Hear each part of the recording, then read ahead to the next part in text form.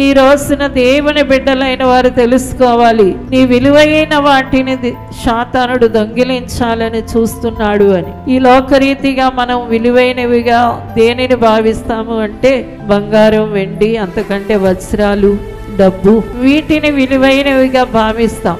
అయితే దేవుని బిడ్డలారా, అది కాదు సాతానికి కావలసింది.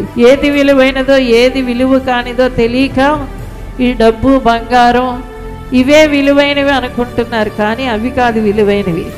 అస్సలైన విలువైనవి ఏంటి అంటే నీలో ఉన్న మంచి, నీలో ఉన్న నీతి, నీలో ఉన్న పరిశుద్ధత, నీలో ఉన్న దైవ గుణాలు అనే వాటిని వాడు దొంగలించాలని చూస్తాడు. ఈ పనులు చేస్తూ సాతానుడు అనేవాడు నీకు విరోధంగా తిరుగుతున్నాడు, నీ చుట్టూ వాడు తిరుగుతున్నాడు, వాడు నీ మీదే గురిపెట్టి ఉన్నాడు అనే సంగతి దేవుని బిడ్డలైన వారు ఎప్పుడు కూడా మర్చిపోకూడదు.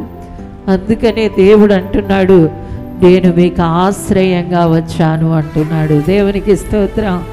ఆ సాతాను నుండి, ఆ దొంగోడి చేతుల్లో నుండి, ఆ హత్య చేసే నరహంతకుడి చేతుల్లో నుండి, ఆ నాశనం చేసే ఆ దుష్టుడి చేతుల్లో నుండి నేను తప్పించడానికి నేను నీకు ఆశ్రయంగా వచ్చాను.